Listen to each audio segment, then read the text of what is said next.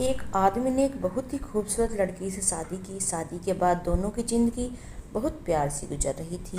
वह उसे बहुत चाहता था और उसकी खूबसूरती की हमेशा ही तारीफ किया करता था। लेकिन कुछ महीनों बाद लड़की को चर्मरोग रोग मतलब स्किन डिजीज से ग्रसित हो गई और धीरे धीरे उसकी खूबसूरती जाने लगी। खुद को इस तरह देख उसके मन में उसके सामने एक डर पैदा हो गया कि वह खूबसूरत नहीं रही तो उसका पति उससे नफरत करने लगेगा। इसलिए वो डर गई और वह उसकी नफरत बर्दाश्त नहीं कर पाएगी।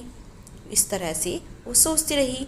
इस बीच एक दिन पति को किसी काम से शहर से बाहर जाना पड़ा। काम खत्म कर जब वह वापस घर लौट रहा था तो उसका एक्सीडेंट हो गया।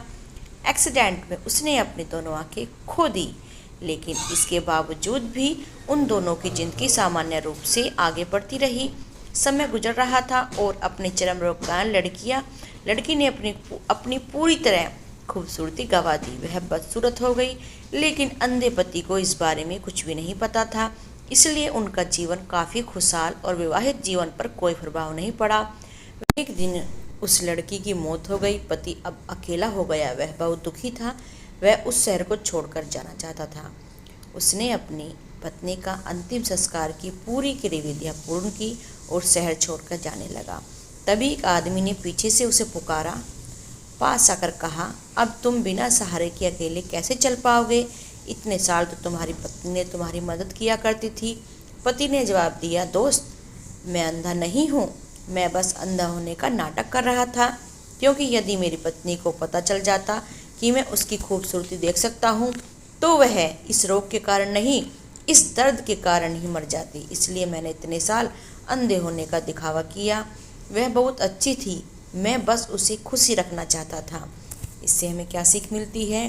प्रश्न ये नहीं कि एक्सीडेंट कैसे हुआ, आंखें कैसे गई, बिना आंखों के कैसे काम किया। कहानी का सार यह है कि खुश रखने के लिए हमें भी एक दूसरे की कमियों के प्रति आंखें बंद कर लेनी चाहिए। सभी व्यक्तियों को एक दूसरे की कमी को नज़रअंदाज कर देना चाहिए, जिससे कि हमारा खुशहाल जीवन, पति पत्नी का जीवन खुशहाल चलता रहे और आगे आगे हमारा प्यार बढ़ता रहे।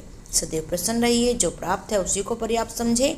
नित्य याद रखें कि परमात्मा को, क्योंकि उसके बिना कुछ नहीं है। इसलिए परमात्मा को याद करें और एक दूसरे से प्यार करें। उनकी कमियां आपस में ना ही गिने तो अच्छा रहेगा।